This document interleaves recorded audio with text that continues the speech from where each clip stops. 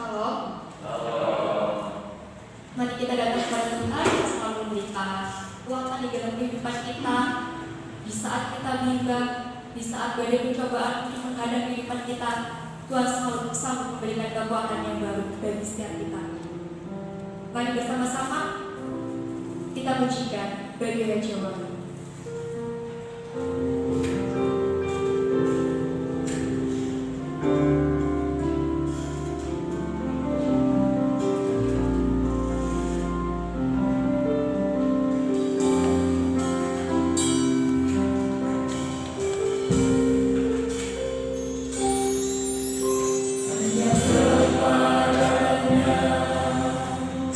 Ku kan berlari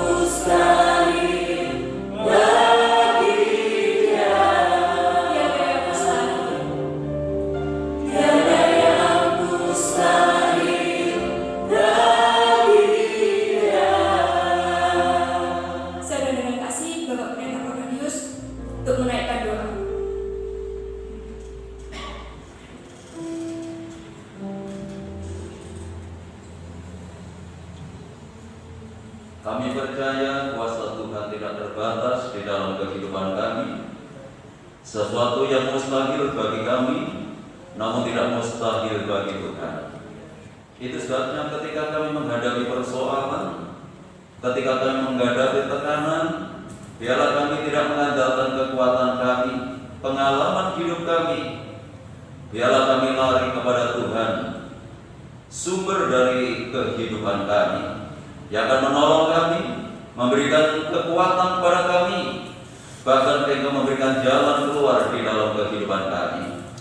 Kami bersyukur pada sore hari ini untuk kesempatan yang Kau anugerahkan di dalam kehidupan kami, sehingga saat ini kami dapat menghampiri Engkau lewat ibadah yang Kau sediakan di dalam kehidupan kami pada sore ini.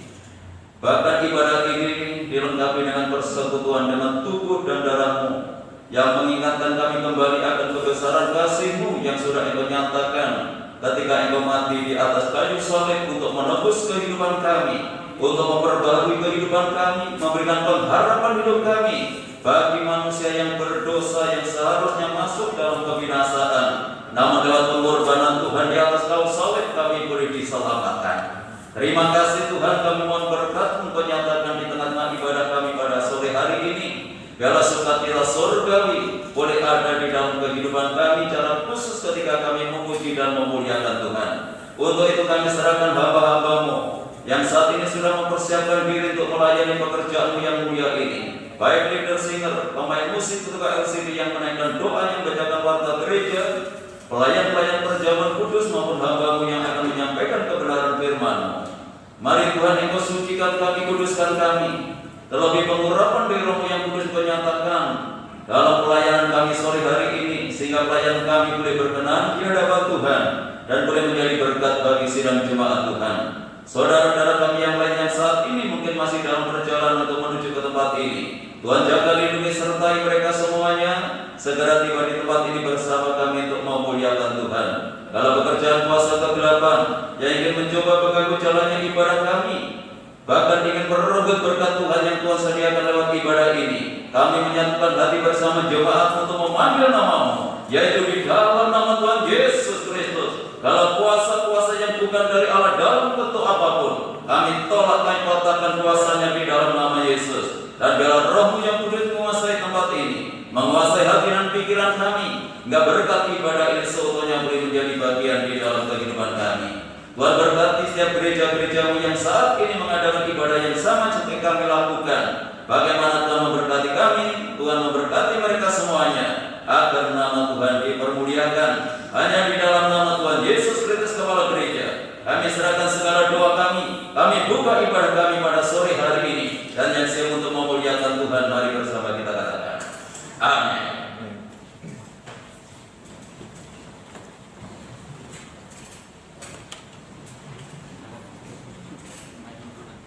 Shalom. Mari kita lanjutkan dengan pujian. Sungguh nyata, karena hanya kasih Tuhan yang nyata, bakalan Tuhan rela menebus dosa kita dengan darah.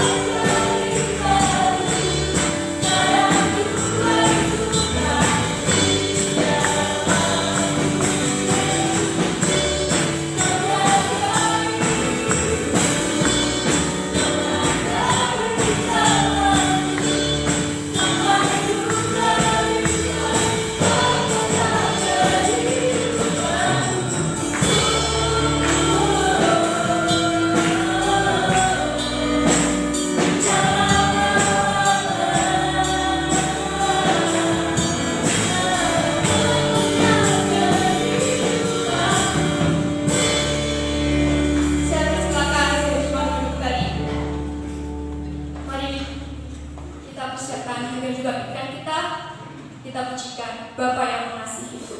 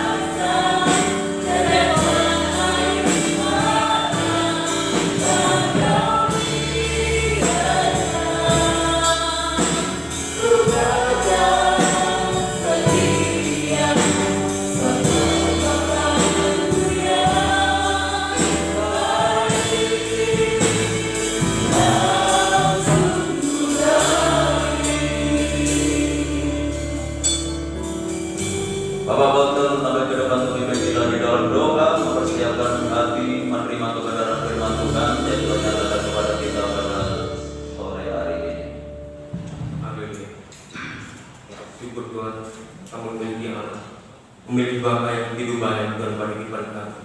Kami bersyukur Tuhan karena kami memiliki Allah yang peduli, oh Tuhan, pada kehidupan kami, yang tak pernah membiarkan kami Tuhan untuk berjalan sendirian Tuhan. Berikan juga Tuhan, karena kebaikan Tuhan pada saat ini Tuhan masih diizinkan kami Tuhan. Oh Tuhan, anak-anakmu, hamba-hamba Tuhan saat ini untuk menerima sabda kebenaran firman yang menjadi Tuhan bekal kekuatan Tuhan di dalam kami dalam kehidupan ini Tuhan. Tuhan, kami serahkan setiap kami, setiap hati kami, suci kuduskan kami Tuhan. Naikkan kami Tuhan, oh Tuhan, jadikan hati kami sebagai tanah yang subur Tuhan untuk setiap menerima benih-benih kebenaran firman-Mu. Terima kasih Bapa, terima kasih serahkan hamba-Mu sementara kami menyampaikan sabda kebenaran firman-Mu. Berikan hikmat-Mu, marifat-Mu yang dari surga Tuhan. Bila Engkau sendiri Tuhan yang berbicara Tuhan kepada kami sedang dimaklumi di tempat ini Tuhan. Biarlah Tuhan melalui kebenaran firman-Mu Tuhan, kehidupan kami Tuhan menjadi kehidupan semakin baik. Iman rohani kami semakin bertumbuh dalam pengiringan kami pada Engkau Tuhan.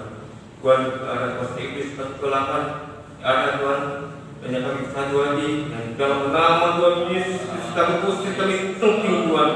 Biarlah Tuhan berfirman Tuhan dapat sepenuhnya kami terima Tuhan. Terima kasih Bapa, terima kasih. Berfirmanlah dan kami siap untuk mendengarkan. Dalam nama Tuhan Yesus kami berdoa. Haleluya. Amin.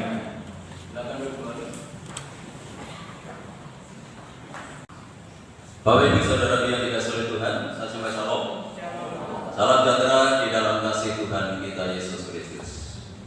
Hanya oleh anugerah dan kemurahan Tuhan pada malam ini kita dipertemukan kembali lewat ibadah PA, yang mana pada malam ini PA kita disertai dengan persekutuan dengan tubuh dan darah Tuhan yang boleh mengingatkan kita kembali akan kebesaran kasih-Nya yang dinyatakan oleh Tuhan lewat pengorbanannya di atas kayu salib.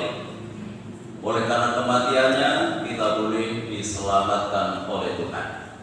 Ya, terpujilah nama daripada Tuhan. Langsung saja kita buka dalam 1 Petrus pasal yang kedua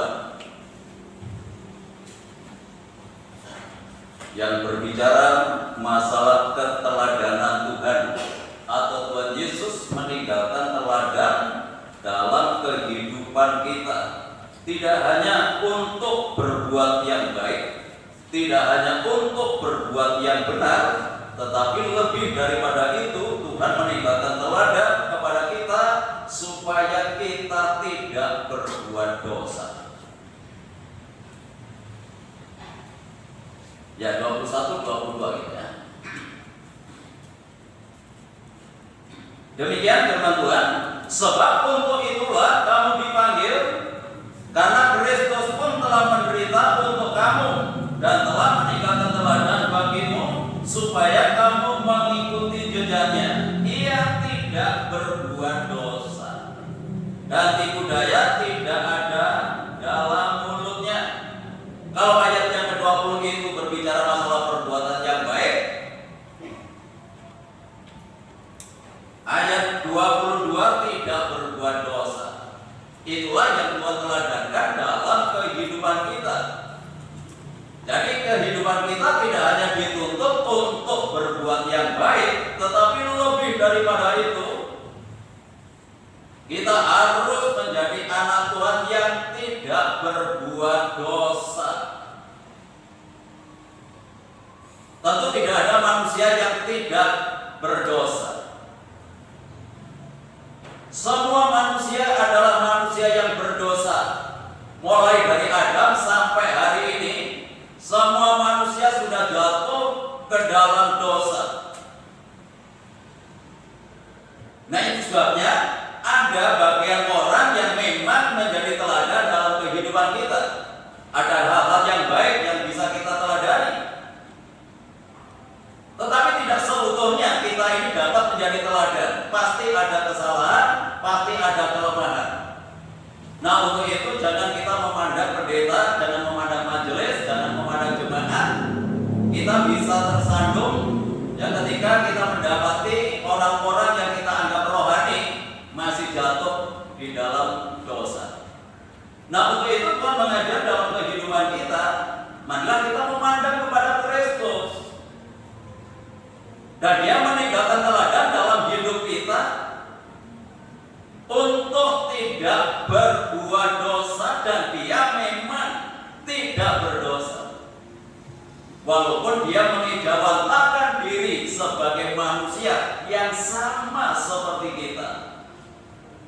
Hanya bedanya dia tidak berdosa. Berbeda dengan kemanusiaan kita. Walaupun bolak-balik sudah diingatkan, bolak-balik dituntut dengan kebenaran, ya bolak-balik kita masih berbuat dosa. Namun tidak demikian kemanusiaan Tuhan Yesus Kristus. Walaupun kemanusiaannya itu sama, ada keinginan, ada kehendak. Sama seperti kita ada keinginan, ada kehendak, ada kemauan. Namun Tuhan mampu untuk mengendalikan keinginannya, mengendalikan kemauannya yang tidak selaras dengan kehendak Bapa. Berbeda dengan kita. Kita sudah tahu yang benar, sudah dituntut kepada kebenaran, tapi seringkali kita tidak mampu mengendalikan keinginan kita, walaupun itu tidak selaras dengan firman Tuhan yang seringkali tetap kita lakukan, tetap kita kerjakan. Ya, Ibrani pasal yang keempat.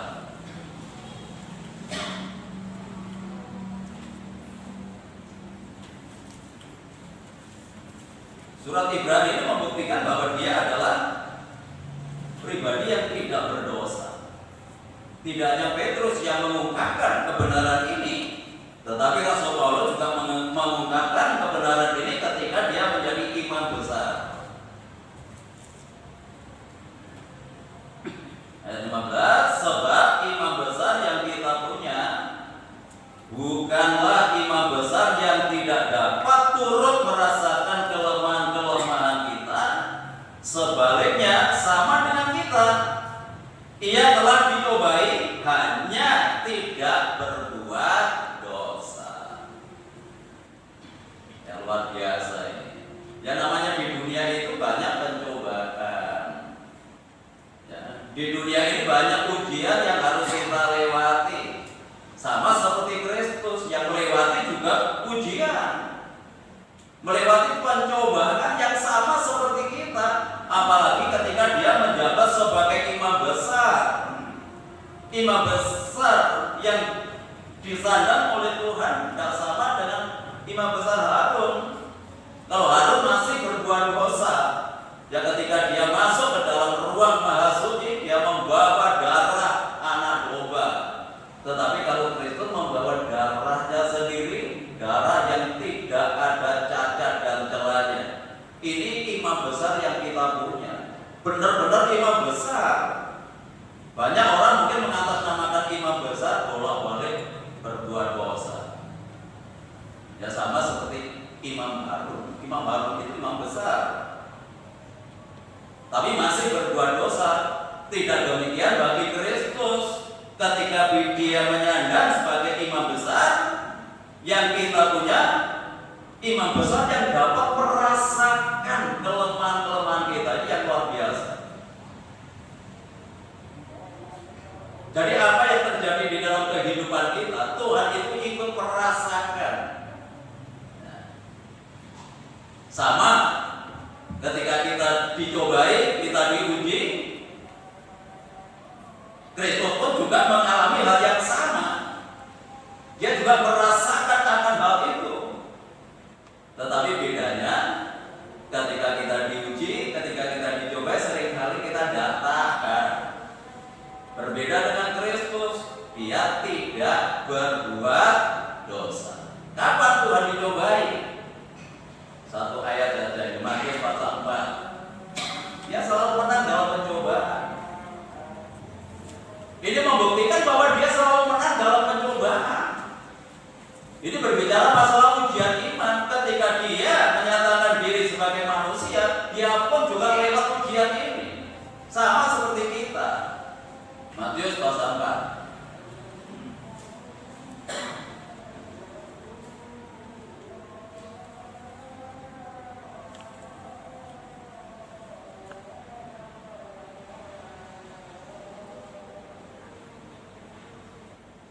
Yang kita baca ayat 1 sampai ayat 4 saja ya.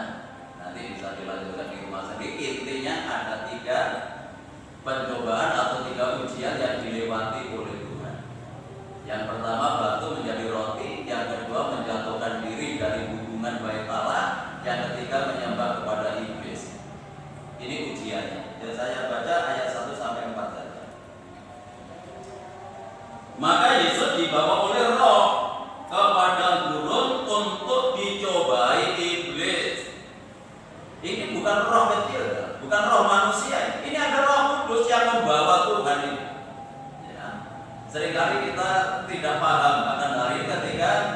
kita dibawa ke situasi nggak cocok dengan hati kita. Ya saya lanjutkan dulu.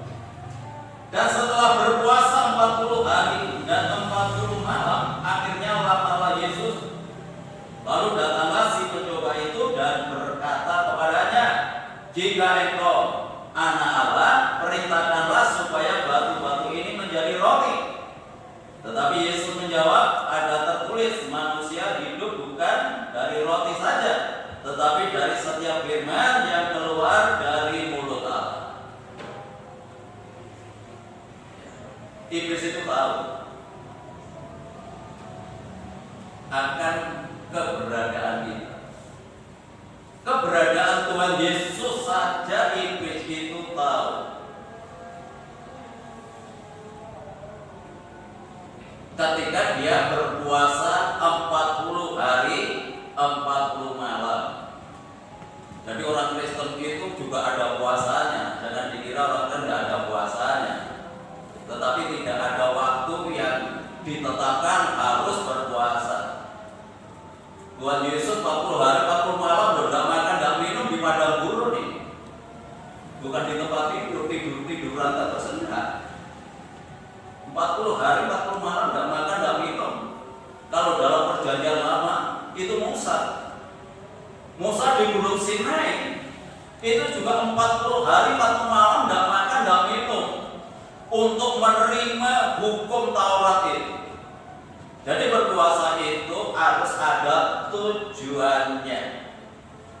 Berarti tidak ikut-ikutan, tombol kosong, melok kosong. Enggak. Ada tujuannya. Tuhan Yesus berpuasa 40 hari 40 malam itu juga ada tujuannya. Tujuannya apa?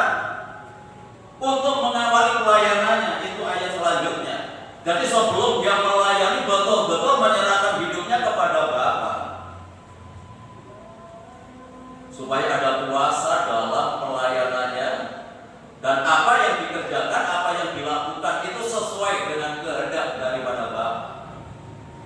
Dia perlu berpuasa. Jadi ada tujuan yang jelas. Kalau kita mungkin punya pergumulan dalam hidup kita yang membutuhkan harus berpuasa, silakan berpuasa. Dan ada pergumulan yang berat yang harus kita lewati. Puasa. Sama seperti Tuhan Yesus juga ketika menjadi manusia berpuasa, tetapi kemanusiaan kan berbeda. Coba kita berpuasa 40 hari 40 malam, ya, kan beda ini. Paling 3 hari itu, waduh saya berat 3 hari 3 malam tidak makan tidak minum, badan panas semua. Ketika masih muda dulu, masih tinggal di gereja, tidur di gereja, ya, bisa tahan 3 hari 3 malam tidak makan tidak minum. Kalau sekarang sudah berusia ini malah tidak tahan, ya karena organ tubuhnya sudah tidak seperti dulu lagi. Ya, puji Tuhan. Jadi kadang-kadang Roh Kudus itu membawa kita supaya kita ini masuk dalam ujian yang Tuhan inginkan dalam kehidupan kita. Sesuatu yang tidak kita inginkan itulah yang harus kita kerjakan. Dan iblis itu tahu akan kelemahan kita. Sama seperti Tuhan. Ketika dia berpuasa 40 hari 40 malam, dia katakan laparlah Yesus. Kalau orang lapar tidak perlu disodori emas, tidak doyan. Karena dia lapar, maka iblis menyodorkan supaya batu menjadi roti. Banyak orang yang jatuh masalah makanan ini. Tapi Tuhan Yesus walaupun lapar tidak mau mengikuti kemauannya iblis. Bukan, Tuhan Yesus tidak bisa membuat batu menjadi roti. 5 ketel roti dengan 2 ekor ikan saja bisa mencukupi orang 5.000 yang makan. Itu hanya wanita saja, lain bapak-bapak, lain anak-anak masih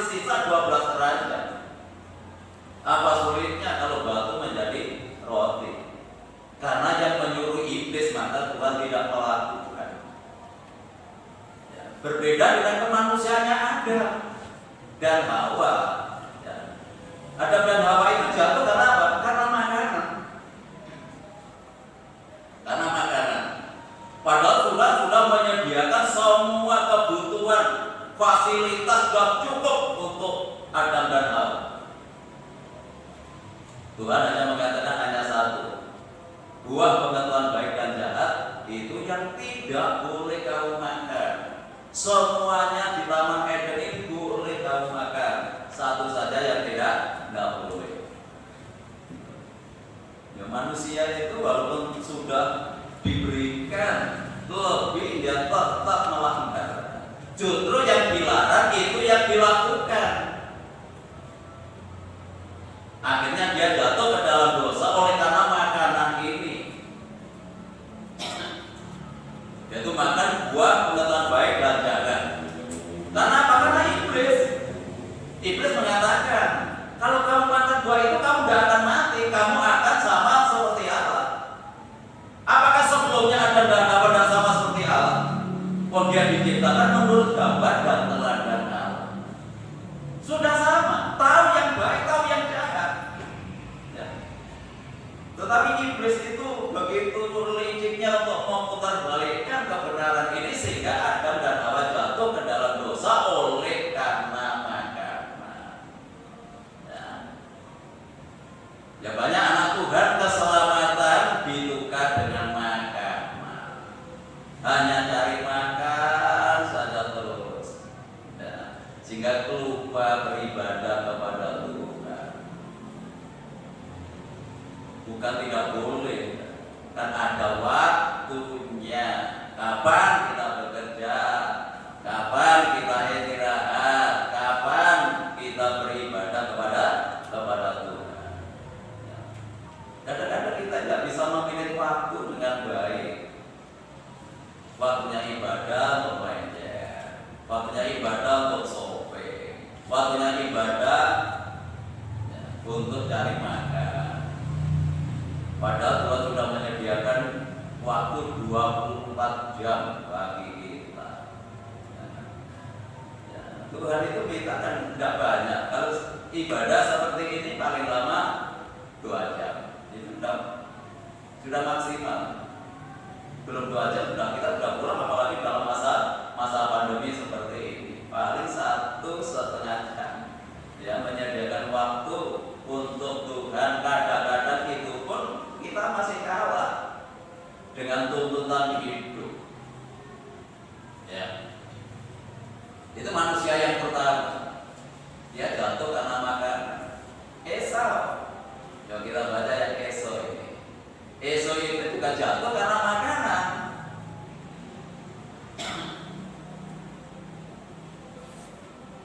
Berbeda dengan kemanusiaan Tuhan Yesus. Walaupun dia lapar karena yang menyuruh iblis, dia tidak mengikuti kemauannya. Ya, Ibrani pasal 12.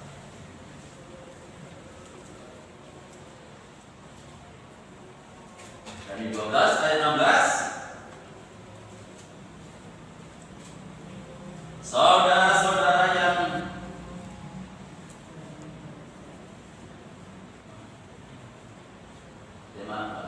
Yakobus itu. Ibrani 12 ayat yang ke-16 ya.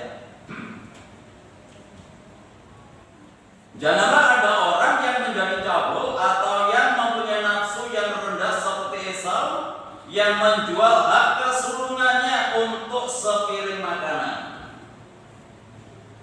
Sebab kamu tahu bahwa kemudian ketika ia hendak menerima berkat itu, ia ditolak. Sebab ia tidak beroleh kesempatan untuk memperbaiki kesalahannya, sekalipun ia mencarinya dengan mencucurkan air mata. Karena dia menganggap hak kesulungannya itu tidak berarti. Ya. Kalau dalam perjanjian lama, hak kesulungan itu sangat berarti. Dia menerima berkat yang utama dari orang tuanya. Ya, dari Tuhan lewat orang tuanya. Itu kalau dalam PR. Jadi hak kesulungan itu diprioritaskan. Tetapi Yesus tidak melihat hak kesulungan, karena dia menganggap bahwa itu tidak berarti di dalam kehidupannya. Ketika dia lapar, ya hanya ditukar dengan sepiring makanan. Dia kehilangan hak sulungnya karena makanan. Jadi makanan itu punya daya tarik yang sangat luar biasa. Sampai esok berani menjual hak kesulungannya hanya oleh karena sepiring makanan. Ya bukan sebab rendah, hanya sepiring. Betapa rendahnya nilai kesulungan di hadapan Esau, ya, dijualnya. Setelah seharusnya dia menerima hak kesulungannya itu, dia kehilangan. Ayat 17, bahwa kemudian ketika ia hendak menerima berkat itu, ia ditolak, sebab ia tidak beroleh kesempatan untuk memperbaiki kesalahannya, sekalipun ia mencucurkan dengan ia mencarinya dengan mencucurkan air mata. Luar biasa ya, dan tidak ada kesempatan lagi. Kita ini di hadapan Tuhan, setelah kita ini ditebus oleh Tuhan, kita juga akan menerima hak kesulungan ini dalam hidup kita. Oleh karena penebusan darah Kristus. Nanti itu jangan sampai kita jual kesulungan ini hanya oleh karena makanan. Ada saatnya ketika berkat itu nanti kita terima, karena kita tidak menghargainya, walaupun kita mencarinya dengan mencucurkan air mata sekalipun, kita sudah tidak ada kesempatan lagi. Berarti ada waktunya, ada kesempatan di mana kita tidak bisa untuk merubah kehidupan ini. Nah, itu sebabnya jangan kita menjual hak kesulungan ketika kita sudah ditebus oleh Tuhan. Ketika Tuhan Yesus sudah rela mati di atas kayu salib untuk kehidupan kita, ini seharusnya kita yang menerima berkat itu. Karena kita tidak menghargainya, mungkin hanya oleh karena makanan ini, kita akan kehilangan segala-galanya. Sama seperti saudara, ini menjadi peringatan dalam kehidupan kita. Ya. Ini yang ditawarkan iblis dalam hidup kita, untuk menyeret hidup kita supaya kita jatuh ke dalam dosa dan kita binasa oleh karena perbuatan kita. Yaitu zaman dari Esau. Sekarang zaman Lot. Zaman Lot itu juga jatuh oleh karena makanan. Dan itu sampai kedatangan Tuhan Yesus Kristus. Artinya iblis itu pakai makanan itu sepanjang zaman, mulai dari Adam sampai kedatangan Tuhan Yesus Kristus. Ini sangat luar biasa. Kenapa kok begitu? Karena manusia itu terikat oleh karena makanan ini. Yuk kita baca Matius pasal 24 ayat 37 sampai 39. Sebab sebagaimana halnya pada zaman Nuh, demikian pula halnya kelak pada kedatangan Anak Manusia, yaitu kedatangan Tuhan Yesus Kristus yang kedua kali. Sebab sebagaimana mereka pada zaman sebelum air bah itu makan dan minum, kawin dan mengawinkan, sampai kepada hari Nuh masuk ke dalam bahtera. Dan mereka tidak tahu akan sesuatu sebelum air bah itu datang dan melenyapkan mereka semua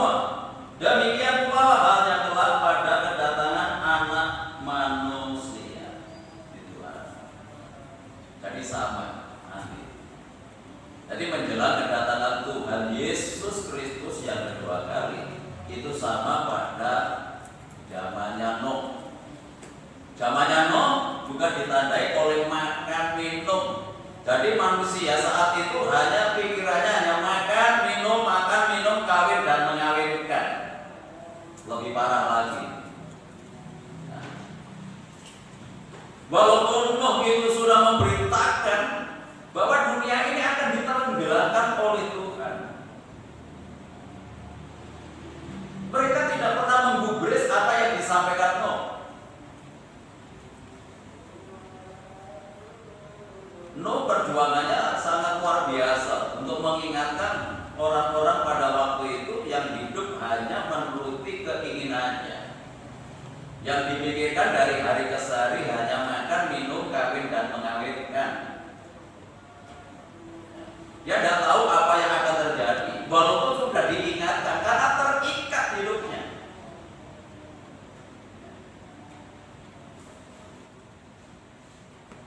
Sehingga betul-betul apa yang disampaikan Nuh itu menjadi satu kenyataan, dan itu tidak pernah terpikirkan oleh orang-orang pada zaman itu. Mungkin ketika Nuh ini memberitakan berita ini, mana mungkin itu terjadi? Mana mungkin Tuhan akan menenggelamkan?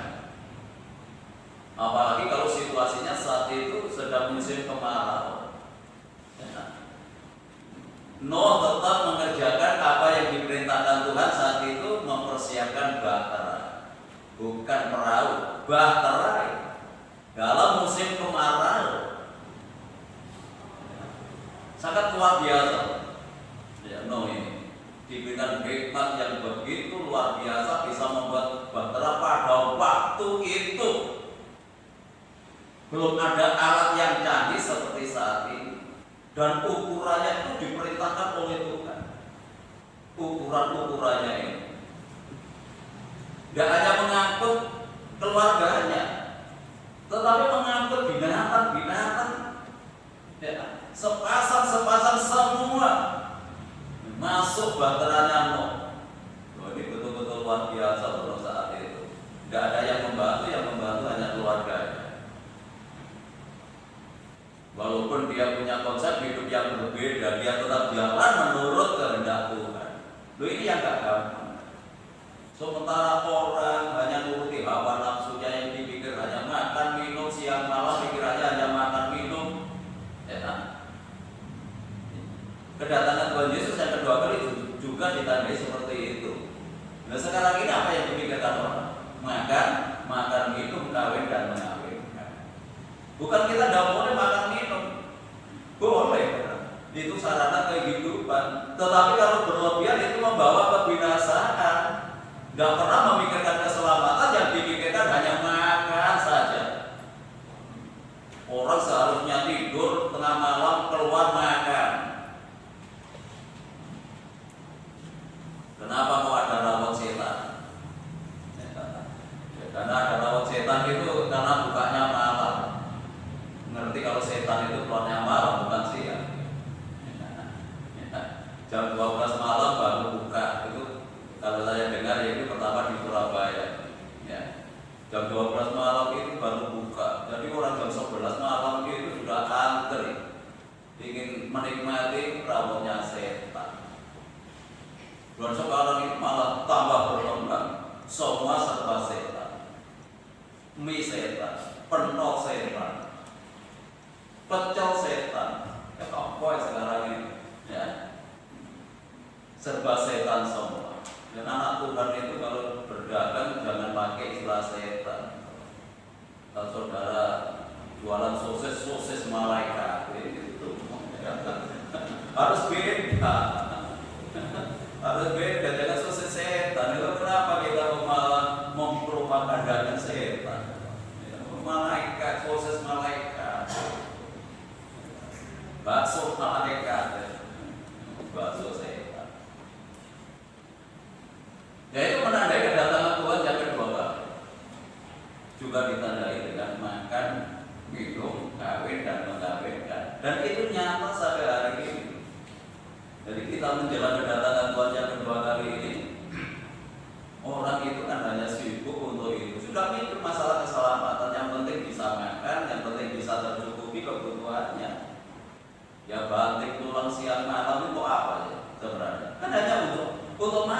cari itu kan hanya sesuap nasi saja loh. Ya. Dia tidak mengerti, tidak memahami bahwa dia akan berakhir kehidupannya. Apalagi dalam musim pandemi saat ini. Nggak harus tua. Karena ini banyak yang masih muda-muda oleh karena COVID. Banyak yang meninggal. Di negara kita sudah ribuan. Apalagi untuk sekarang ini malah semakin banyak orang menjadi korban. Kenapa? Karena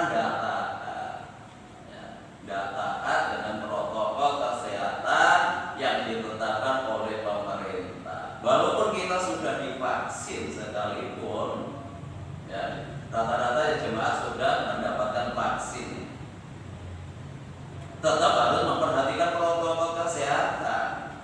Bukan berarti kalau sudah divaksin itu terus gedoyo, terus tidak mempan dengan virus, enggak. Ya memang ada kekebalan antibodi kita, tetapi harus tetap waspada.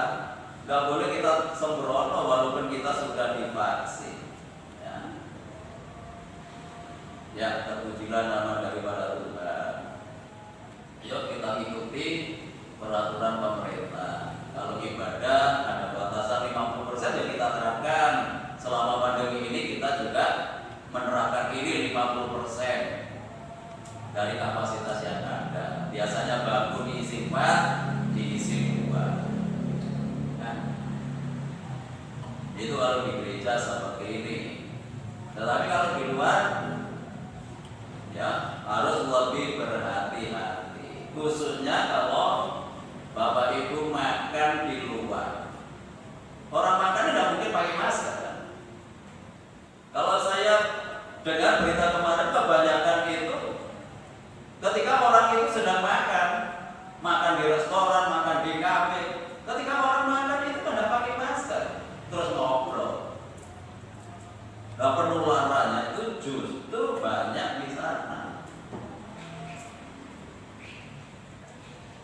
Ya, coba itu sebabnya lebih baik makan di rumah.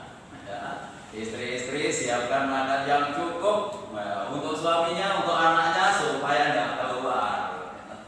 Ya, saya ini malah justru senang dimasakan istri saya. Tapi boleh tanya, saya enggak globalisasi, teman-teman. Ya, karena di sini ada istri saya. Kalau mungkin istri saya tidak percaya, langsung protes ini. Ya, kalau selama ada makanan di rumah, terus saya makan apa adanya. Bisa tanya nanti kalau pulang. Saya tidak mau beli keluar selama ada. Terus masakan pagi ya tidak apa-apa dibakar malam. Dan selama masih bisa dimakan, ya dinikmati karena itu adalah berkat Tuhan. Ya. Memang ada orang pagi dengan siang nggak sama. Nanti siang dengan malam nggak sama. Kalau sama nggak bisa makan. Itu ada memang orang seperti itu. Kalau saya selama dimakan masih bisa, ya saya makan. Menunya mulai dari pagi, siang sampai malam ya pancet tidak masalah. Ya sampai sekarang ya sehat. Itu yang penting kan sehat. Yang penting itu sehat. Jangan ngikuti keinginan. Jangan ngikuti keinginan. Ya, kita harus bisa meminit keinginan kita. Yang penting bukan nikmat. Nikmat itu hanya di sini saja sebentar. Karena di sini nikmat itu. Kadang-kadang orang yang nekat sudah dilarang dokter nekat. Padahal nikmatnya di sini. Sebentar toh. Setelah makan masuk rumah sakit. Sebenarnya nanti kalau keluar ya sama. Ya, apa yang kita makan kan sama. Kalau sudah di perut, sudah keluar ya podo aja itu. Ya, puji Tuhan. Kalau kita melihat kondisi berbicara masalah makanan tadi, mulai dari Adam jatuh karena makan. Binasa semua oleh karena makanan, hanya memikirkan makanan. Dan ini jadi peringatan untuk kedatangan Tuhan yang kedua kali sama peringatan. Itu sebab kita perlu berhati-hati dengan makan minum. Jangan sampai menyeret kehidupan kita, jika kita kehilangan sesuatu yang berarti dalam hidup kita, yaitu keselamatan. Jangan menukar iman kita hanya karena makanan. Nah, ya, puji Tuhan. Tuhan Yesus juga diuji sama loh. 40 hari 40 malam loh, enggak makan enggak minum. Iblis tahu disodori supaya batu dijadikan roti. Ujiannya juga masalah makan.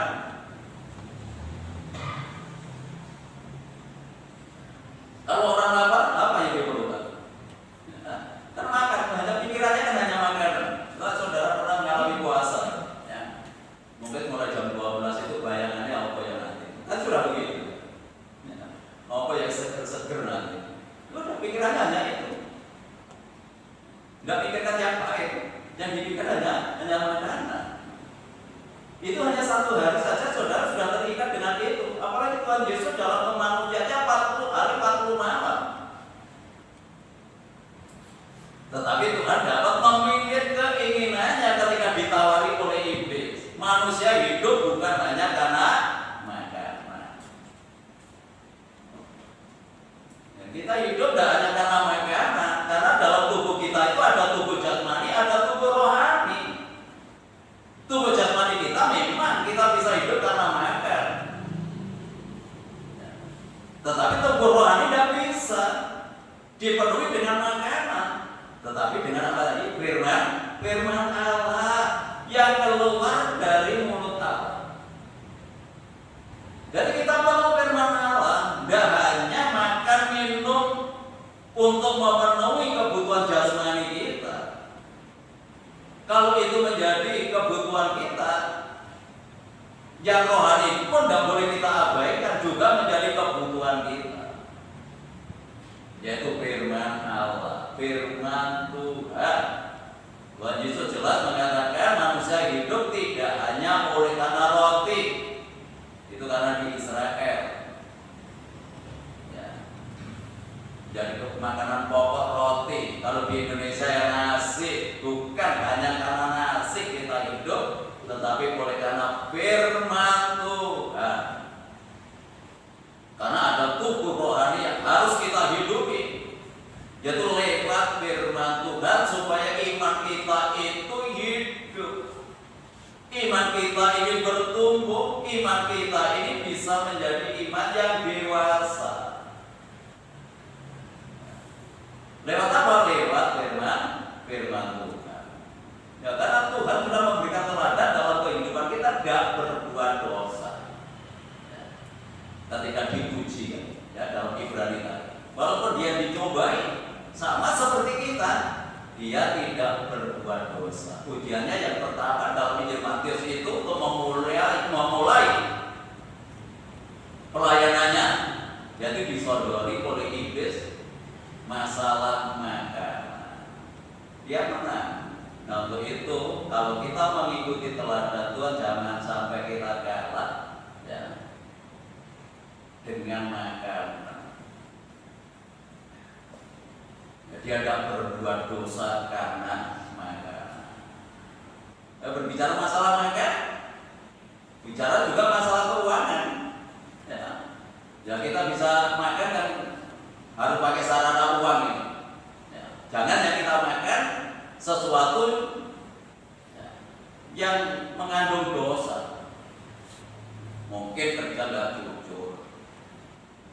Ya. Mungkin kita nipu sana sini. Ya, jangan seperti itu. Kita harus tetap jujur, ya, dalam memenuhi kebutuhan kita. Apapun profesi kita, ya, kerja dimanapun, biarlah kita tetap hidup dalam kejujuran di sana. Jangan hanya karena makanan, kebutuhan ini kita berbuat dosa.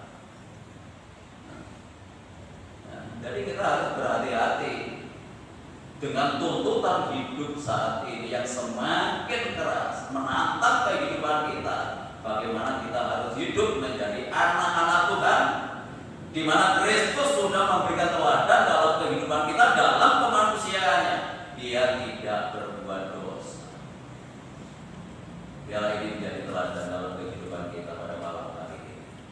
Kita memang harus memenuhi kebutuhan kita, tetapi biarlah yang kita peroleh hasil dari kebenaran, hasil dari kejujuran yang kita lakukan, jangan hasil dari perbuatan dosa. Tuhan Yesus memberkati kita malam ini.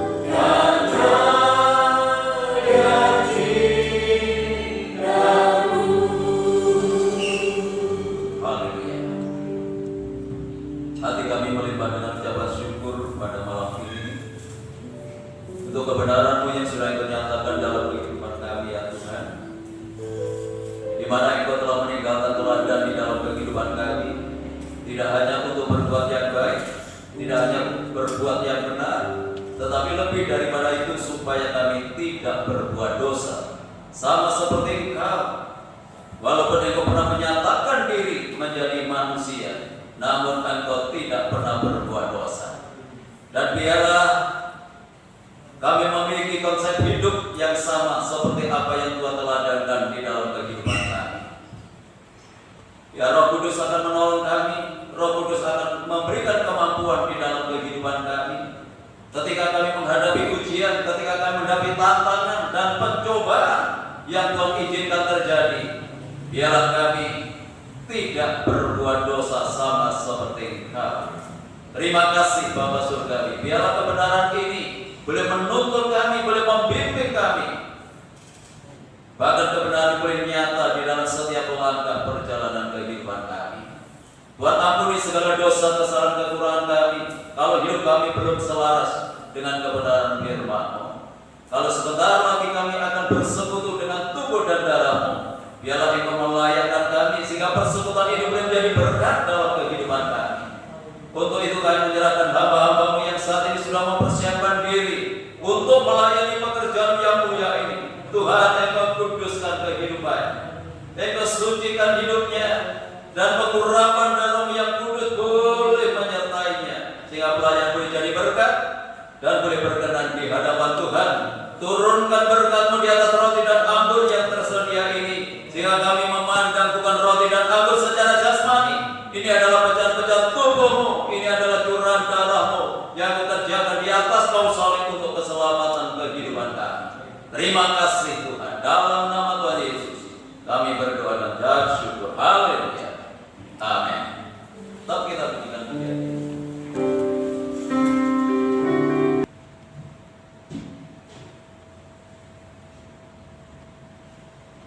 Saya undang semua baik berdiri. Mari kita angkat tubuh Tuhan lebih tinggi dari kepala kita. Ya, rela tubuhnya dipecah-pecahkannya, bukan untuk kepentingannya, tetapi untuk kepentingan kita manusia yang berdosa ini, supaya lewat kematiannya di atas kayu salib kita boleh mendapatkan pengampunan dosa, dan di dalamnya boleh mendapatkan jaminan keselamatan dari Tuhan. Haleluya. Untuk itu dengarkan firman Tuhan. Sebab apa yang telah kuteruskan kepadamu telah aku terima dari Tuhan, yaitu bahwa Tuhan Yesus pada malam waktu ia diserahkan mengambil roti, dan sesudah itu ia mengucap syukur atasnya. Ia memecah-pecahkannya dan berkata, inilah tubuhku yang diserahkan bagi kamu. Perbuatan ini menjadi peringatan akan aku. Bukankah roti yang kita pecah-pecahkan adalah persekutuan di dalam tubuh Kristus? Mari kita makan dengan iman dalam nama Tuhan Yesus Kristus.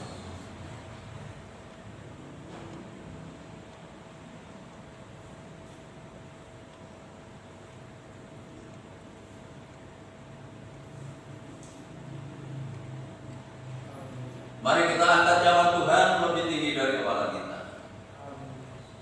Demikian juga yang mengambil cawan sesudah makan lalu berkata, cawan ini adalah perjanjian baru yang dimeteraikan oleh darahku. Perbuatlah ini setiap kali kamu meminumnya menjadi peringatan akan aku. Sebab setiap kali kamu makan roti ini dan minum cawan ini, kamu memberitakan kematian Tuhan sampai ia datang. Bukankah anggur yang dicurahkan adalah persekutuan di dalam darah Kristus? Mari kita minum dengan iman dalam nama Tuhan Yesus Kristus.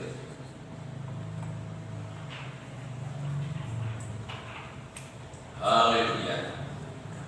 Mari kita angkat kedua belah tangan kita mengucap syukur kepada Tuhan.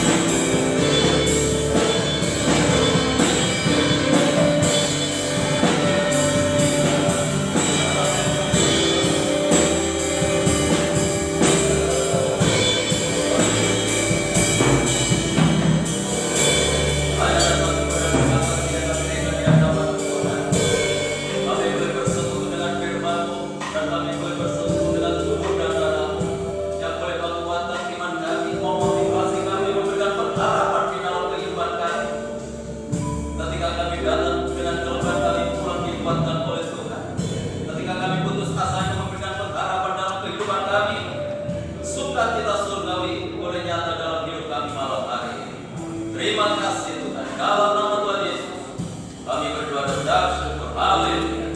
Amin. Silakan kembali waktu selanjutnya dan serahkan kepada Bapak Sugiono yang akan menyampaikan. Terima kasih Pak Des. Saya menambahkan untuk anak-anak sekolah minggu yang mengingat juga banyak anak-anak yang menjadi korban COVID-19 ini, maka untuk minggu depan ditiadakan lebih dulu sampai nanti diumumkan. Ya. Jadi tiap orang tua tolong putra-putrinya bisa diingatkan minggu depan diliburkan dulu, ya sampai situasi memungkinkan. Tapi tetap ya ada pemberitaan firman Tuhan lewat YouTube. Ya, jadi orang tua yang harus membimbing putra-putrinya supaya anak-anak kita bisa bertumbuh dalam imannya walaupun dalam masa pandemi saat ini. Ya, terima kasih untuk perhatiannya. Kita bersyukur ya untuk Ibu Titus tanpa lewat operasi sudah mendapatkan mujizat dari Tuhan. Saya mendapat kesaksian dari Bapak Titus tadi siang dan mungkin nanti bisa disaksikan sendiri ya atas pertolongan Tuhan. Ya, luar biasa. Bapak Pitono juga sudah hadir malam ini karena keluar genteng ya sampai dijahit 10 jahitan ya, tapi malam ini sudah bersama dengan kita. Puji Tuhan. Ya, tidak ada teman yang lain. Saya undang semua berdiri. Kita akhiri ibadah kita malam ini dengan satu pujian sama besar anugerahnya. Dan saya terus mengingatkan kaum muda hari Jumat dan kaum muda jam 6.15 menit. Ya.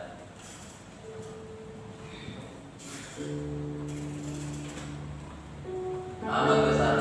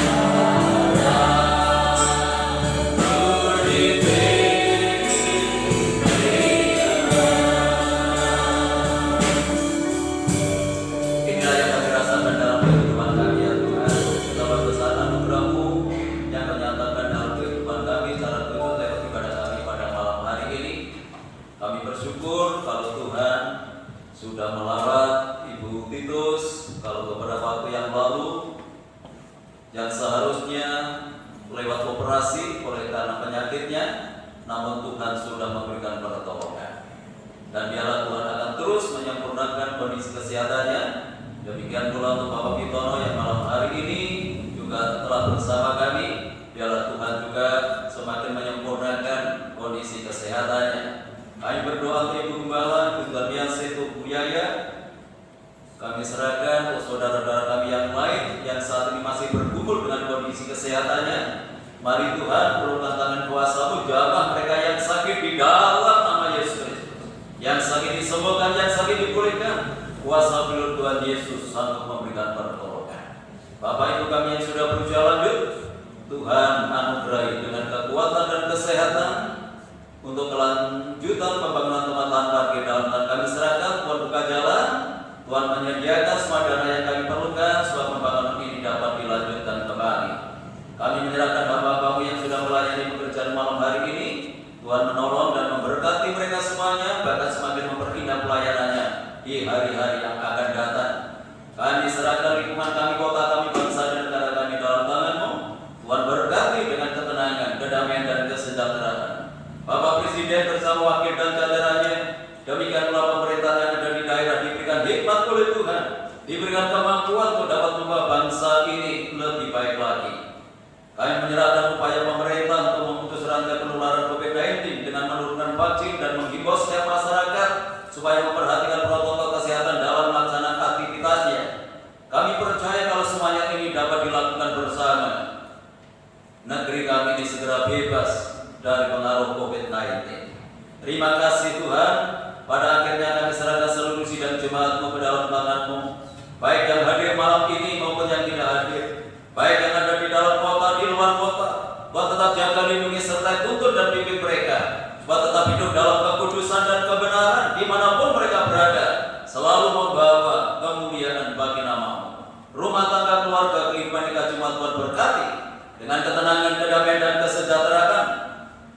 Segala usaha, pekerjaan, tugas dan tanggung jawab yang mereka lakukan Tuhan buat berhasil dan beruntung. Peliharakan seluruh jemaat-Mu dalam kasih-Mu, sehingga tidak ada satu rumah tangga pun yang hidup di dalam kekurangan.